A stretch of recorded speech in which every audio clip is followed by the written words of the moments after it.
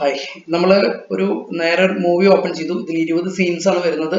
ഈ 20 സീൻസിൽ നമുക്ക് shorts add ചെയ്യാം. ഉം, ഓരോ ഓരോ സീനിൽ നമ്മളിതിപ്പോൾ ഷോർട്സ് ആഡ് ചെയ്ത് വെച്ചിരിക്കുകയാണ്. അതിന്റെ ക്യാമറ ആംഗിളുകൾ, ആ ക്യാമറ ഡിമാൻഡ് ചെയ്യുന്ന രീതി, അതിൽ എന്ത് ഔട്ട്പുട്ട് വരണം, ഇതെല്ലാം നമുക്ക് ഇവിടെ അറേഞ്ച് ചെയ്ത് വെക്കാനായിട്ട് നമുക്ക് സാധിക്കും. അത് നമുക്ക് നമ്മുടെ നമ്മൾ എത്രയാണോ ബഡ്ജറ്റ്, ആ ബഡ്ജറ്റിൽ നമുക്ക് നമ്മുടെ കോസ്റ്റ് നിലനിർത്താനായിട്ട് നമുക്കിത് സാധിക്കും. അങ്ങനെ നമുക്ക് ഷോർട്സ് ആഡ് ചെയ്യുന്ന ഒരു രീതിയാണിത്. അപ്പൊ ഈ ഒരു particular scene, the Golden Kingdom, first scene, intro സീനിൽ നമുക്ക് വരുന്ന ഷോർട്സ് വരുന്നത് ഏകദേശം 1 2 3 4 5 6 7 8 9 8 ഷോർട്സ് വരുന്ന ഒരു സീനാണത്.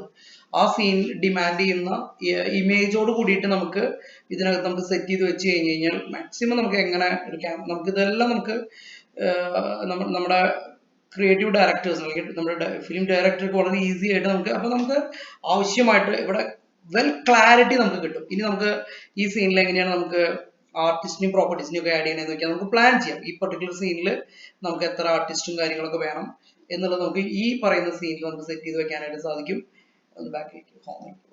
ഇനി അതുപോലെ ലിസ്റ്റ് ആർട്ടിസ്റ്റ് ആൻഡ് പ്രോപ്പർട്ടീസ്.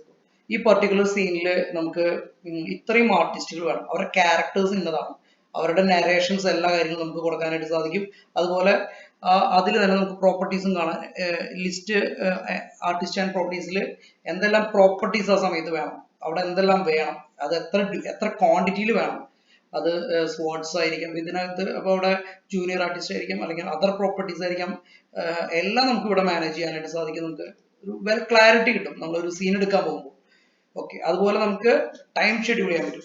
ഈ സീനിൽ ആർട്ടിസ്റ്റുകളുടെ ഷെഡ്യൂൾ നോക്കിയിട്ട് നമുക്ക് എപ്പോഴെല്ലാമാണോ നമുക്ക് അവരുടെ ടൈം ഷെഡ്യൂൾ ഉള്ള ഏതൊക്കെ മിനിറ്റിൽ നമ്മൾ ഈ ഷോട്ട് കവർ അപ്പ് ചെയ്യണം. അത് ചിലപ്പോൾ ലൈറ്റ്സ് കൂടുതൽ വേണ്ട സമയം ഉണ്ടാവും, ഡേ നൈറ്റ്, അങ്ങനെ പലതരത്തിലുള്ള എന്താ പറയുക, ഡയറക്ടേഴ്സിന് ഒരു ക്രിയേറ്റീവ് തോട്ട്സ് ഉണ്ടാവും. അത് നമുക്ക് ഇവിടെ സെറ്റ് ചെയ്യാനായിട്ട് സാധിക്കും.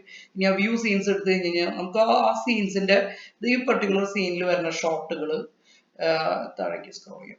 ഈ നമുക്ക് ആ ഒരു സീനെ മൊത്തം നമുക്ക് ഇവിടെ കാണാനായിട്ട് സാധിക്കും. അവിടെ വരുന്ന ആർട്ടിസ്റ്റുകൾ, ഒരു കൺസോളിഡേറ്റഡ് ആയിട്ടുള്ള റിപ്പോർട്ട് നമുക്ക് ഇവിടെ കിട്ടും. അവിടെ വരുന്ന പ്രോപ്പർട്ടീസുകൾ, അതിന്റെ ടൈം ഷെഡ്യൂളുകൾ എല്ലാം നമുക്ക് ഇവിടെ സാധിക്കും. അപ്പോൾ ഇതാണ് നമ്മുടെ ഒരു മൂവി ഏരിയ, വരുന്ന ഏരിയ. ഇനി നമുക്ക് അടുത്ത് ഡിസ്കസ് ചെയ്യാനുള്ളത് ഇതിന്റെ കോസ്റ്റ് പാർട്ടും അതുപോലെ അക്കൗണ്ടിങ് പാർട്ടും ആണ്. അത് നമുക്ക് അടുത്ത ഒരു വീഡിയോയിൽ കാണാം.